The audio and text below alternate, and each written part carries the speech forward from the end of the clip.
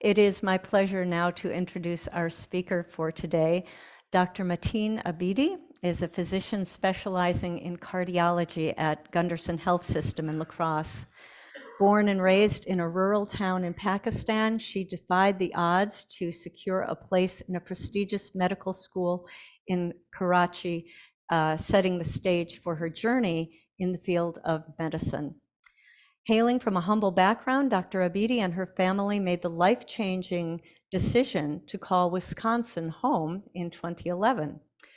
Rooted in a desire to raise her family in a supportive environment and to contribute to underserved rural communities, she has become an integral part of the healthcare landscape in the region. Welcome, Dr. Abidi.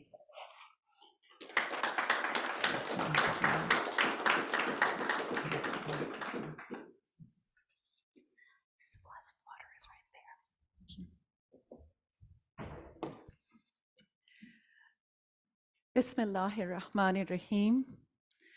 I begin in the name of Almighty God, the compassionate, the merciful. My respected audience, I greet with salutations of the religion of Islam. Assalamu alaikum, peace be with you. First of all, thank you to Deborah for the kind introduction. And thank you all for joining me here today. Thank you, Heather, for her help with the slides. Thank you to Carmen for sharing the story with the kids. It's a great honor for me to be here today and share with you all what Ramadan means to us, what is fasting in Ramadan, and why it's important for our religious practice as Muslims. So over the next 15 to 20 minutes, I will go over with you the following. And if we can move to the next slide. Maybe I'll come down here a little bit so that I can see the slides. So over the next 15 to 20 minutes, we'll talk about Ramadan, fasting in Ramadan, and actually Ramadan beyond fasting, what it means, the self-reflection, the self-discipline, how Ramadan brings a spiritual and personal growth, how we embrace mindfulness, and how it affects the families and communities, bringing them together, and the role of Ramadan as a unifying force in bringing unity and generosity within societies. And then, of course, I'll be open to any questions. Next. So Ramadan is the 9th month of the Islamic lunar calendar. It's a sacred month observed by 1.9 billion Muslims across the world. It's a month of self-discipline and a spiritual reflection. And this month, we observe fasting during daytime. We can go to the next slide. And fasting is actually the most important aspect of the religion of Islam. It is obligatory on all Muslims, adults, with the exception in few cases, for example, very elderly, people who are suffering through medical illnesses or being sick, or in certain cases for travelers. It's a month of around 30 days or 29 days, depending on the moon sighting, of fasting during daytime. And that can vary depending on which part of the world you are in. So it can range from 17 to 18 to even 20 hours. And fasting means we abstain from eating food and drinking anything, including water.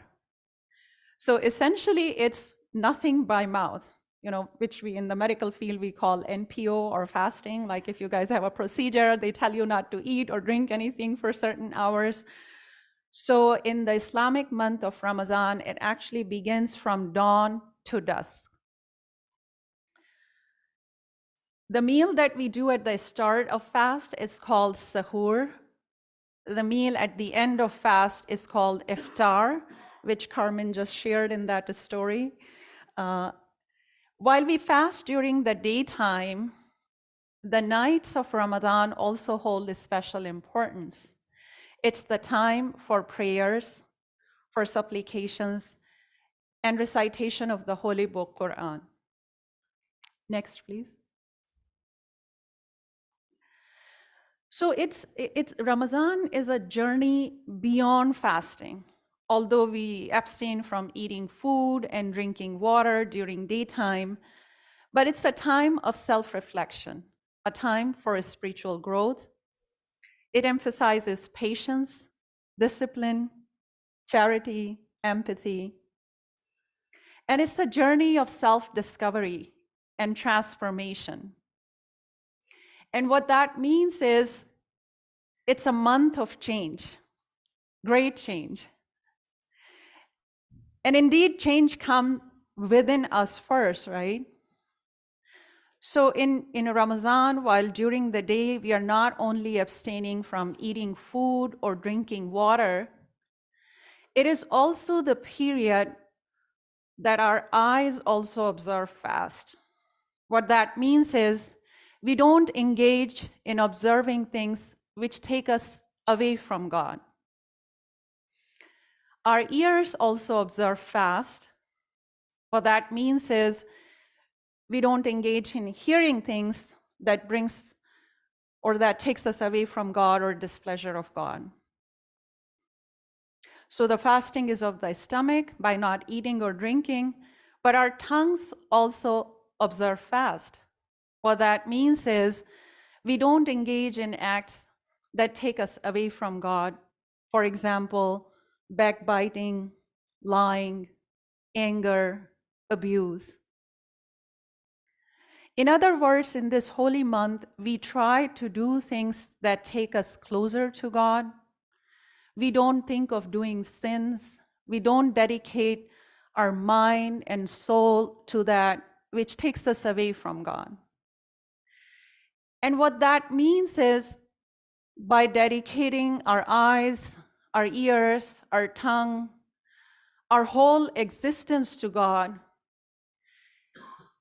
is to be able to conquer the great mountains of human perfection through morals and ethical principles. So we try to do acts with morals. We act with the utmost level of ethical principles. And that's the transformation. That's the change that starts within us, that is started by abstaining food and not drinking water, but actually an inner change. Next slide, please. And that leads to self-reflection, right? It allows individuals an opportunity to reflect on their past behaviors and actions. It identifies areas of improvements and develop empathy for others. And what that means is, while we are observing Ramadan and doing fasting and not eating food, we remind ourselves of the people across the globe that do not have food to eat, that are starving and going through sufferings. When we fast and don't drink anything, including water, we remind ourselves of the people across the world who do not have clean water to drink. For us, it could be 17, 18, or even 20 hours of the fast during the day. And you can say for us, it's only for 30 days of Ramadan. But believe it or not, for some people in the world, it's their everyday life. They don't have food to eat. They don't have clean water to drink. So by observing fast, it helps us develop empathy for others who are suffering, who are going through struggles in their daily lives. And that takes us to the next level of transformation or change by not only bringing the change in ourselves, but asking ourselves, how can I bring change in other people's lives? And once you develop that empathy, that cultivates gratitude, right? Because it makes you appreciate of your blessings. And that in turn instills a desire to contribute positively to society by asking, what can I do to bring a change in other lives? Next slide, please. And the other aspect is of the spiritual growth. So in the month of Ramadan, like I shared, beside fasting, we dedicate ourselves to prayers, to supplication, to recitation of the Holy Book Quran, self-examine our own beliefs, the process of introspection that cultivates a sense of a spirituality and inner peace. Next slide, please. Ramadan also leads us to personal growth. It helps individuals to set meaningful goals. It empowers them to break harmful habits such as anger, abuse, lying, mistreating others. It also helps cultivate virtues such as patience, forgiveness. And it also provides a lot of health benefits. You know, now the scientific research and data has shown that intermittent fasting is actually pretty good for health. It helps maintaining blood sugar levels, it reduces your cholesterol level, it reduces inflammation, and as we know, there are lots of many healthful physical benefits of intermittent fasting. Next slide, please. Embracing mindfulness.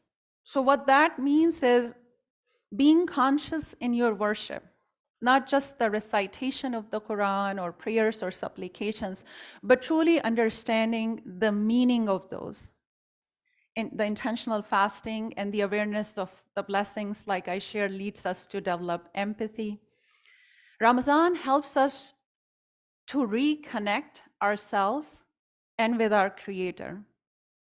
And by being mindful and empathetic, we feel for other people's pain and sufferings and continuously ask ourselves for this transformation or change, not within ourselves, but what I can do to contribute and bring a change in others' life, whether that be our communities, our neighbors, our societies, or beyond the borders.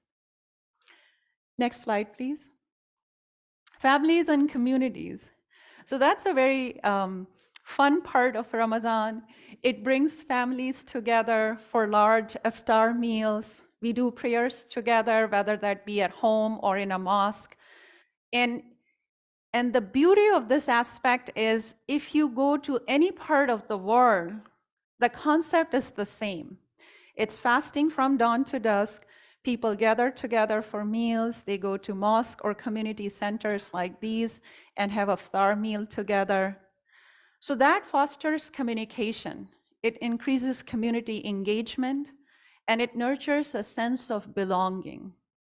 What Carmen shares the story beside that aspect, you will see that it doesn't matter what part of the world you are in. If you are a practicing Muslim, observing fast, you come to a community center or a mosque, you join the rows of prayers. You could be rich or poor, sitting next to each other. You could be from any part of the country. You could have any cultural or ethnic background. Nobody's going to ask you. You are just one together. And that sense of inclusion brings communities together and gives mutual respect. Next slide.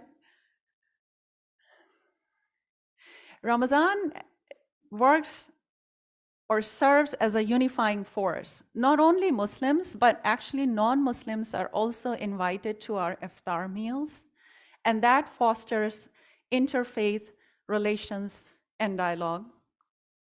Another aspect of Ramadan is promoting generosity. So the concept of charity in the religion of Islam, which we call as zakat, means contributing, whether that by money or food or whatever resources you have. There is another concept of voluntary giving, which is called sadaqah, which is a little different than charity.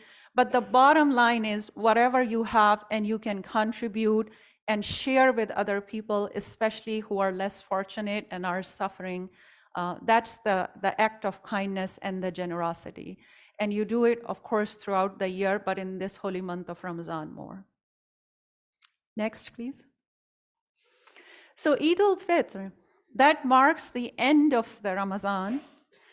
And this is the celebration with the moon sighting of the 10th month of Islamic calendar. There are festivities with feasts and family gatherings. The day starts with the prayer for the acceptance of worship and good deeds of Ramadan. And we share greetings of Eid with each other. Next, please. So Ramadan is not the end with the Eid. It's a new start. It's a transformation. It's the change that is started within by not only abstaining from food and drinking water, but asking yourself of breaking the harmful habits, self-reflection, your own personal and spiritual growth, being mindful, developing empathy for others who are less fortunate or are suffering throughout the world, bringing families and communities together, and really doing a role of unity and being generous within our communities. So like I said, it's a new start that is started within, and not just in the month of Ramadan. It then continues throughout our lives. Thank you.